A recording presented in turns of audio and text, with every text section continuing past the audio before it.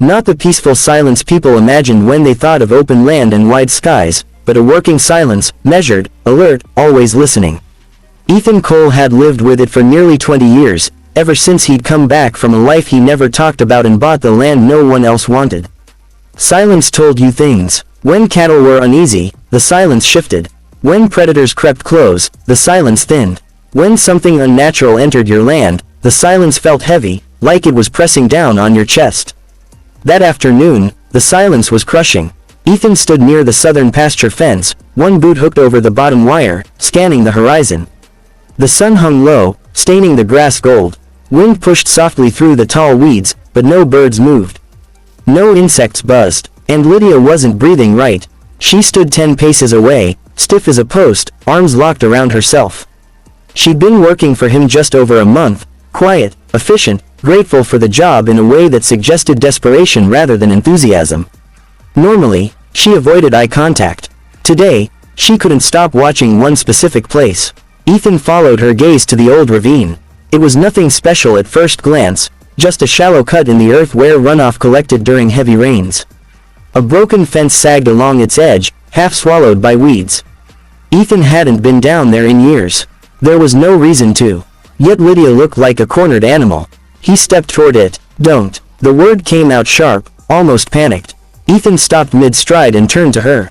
What did you say? Lydia swallowed. Her throat worked visibly. She took a step forward, then hesitated, as if afraid to get too close to him. Please, she said, voice barely holding together. Don't go down there. Ethan studied her face. Her skin was pale, almost gray beneath the dirt and sunburn. Dark circles clung under her eyes, the kind that sleep couldn't fix. Her hands trembled, not from cold, from fear. Why? Ethan asked calmly. She shook her head. I can't explain. That was answer enough to raise every alarm he had. There's nothing off limits on this ranch, he said. You know that. Her eyes filled instantly. That place is, she whispered.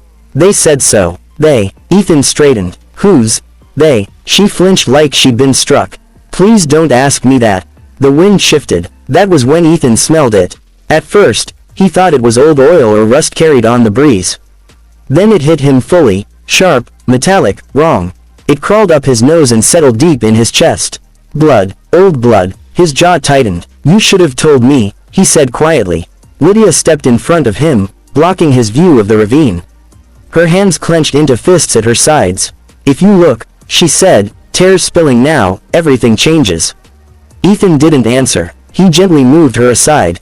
She didn't fight him. She just sagged, like a rope cut loose, whispering over and over, I tried to stop it. Ethan approached the ravine. Each step made the smell stronger.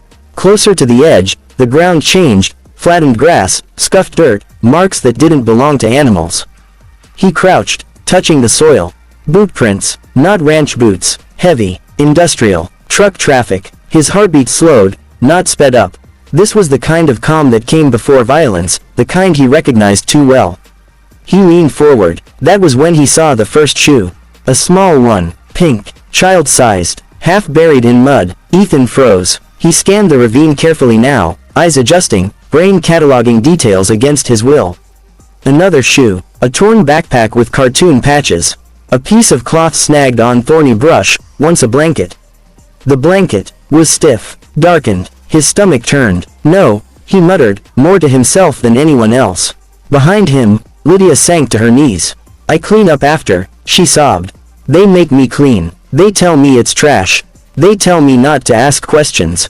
Ethan's vision tunneled. Near the base of the ravine, partially hidden by dirt and rusted scrap metal, sat something that absolutely did not belong there. A shipping container, half buried, scratched, its doors dented outward. Ethan felt cold spread through him. He descended slowly, carefully, as if afraid the ground itself might scream if he moved too fast. The container loomed closer. That was when he heard it.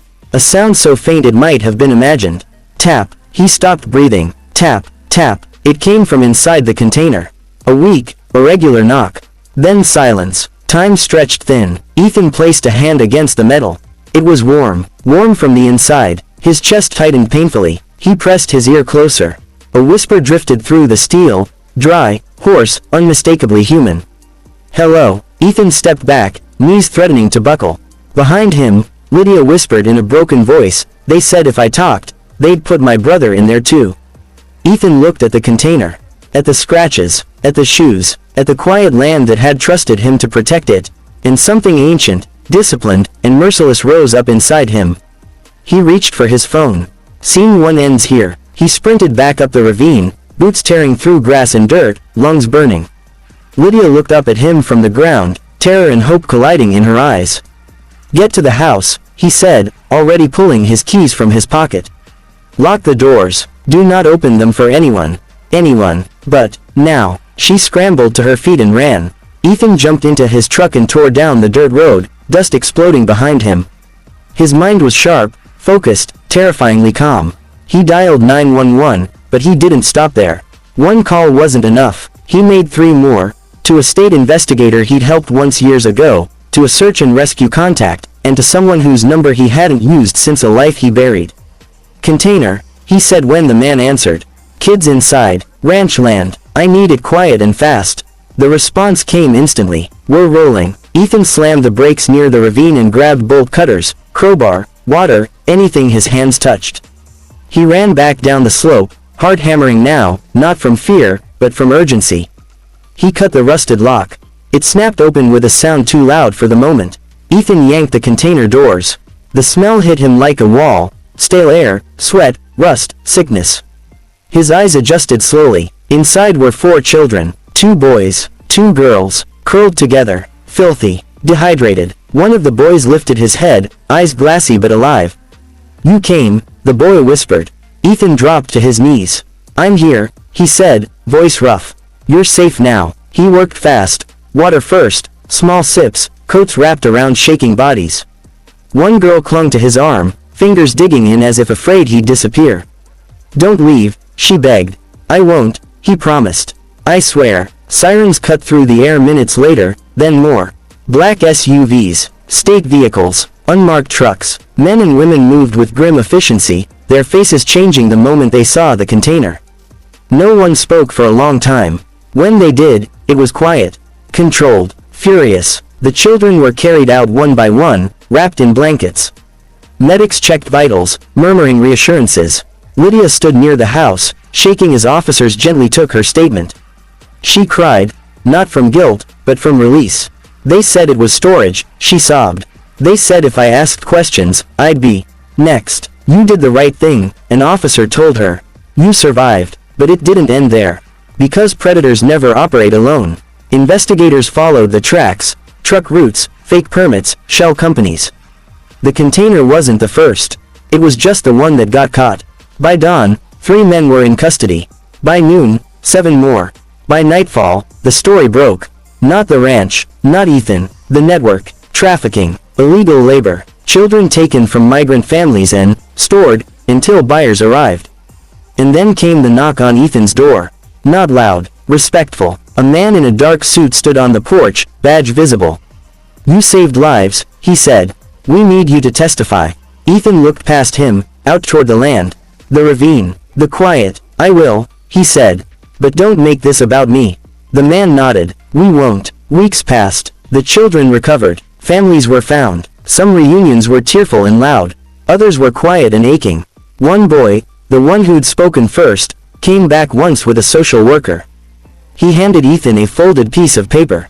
It was a drawing, a man standing in front of a big open box. Sun overhead, doors wide. At the bottom, in shaky letters, it said, "Thank you for looking."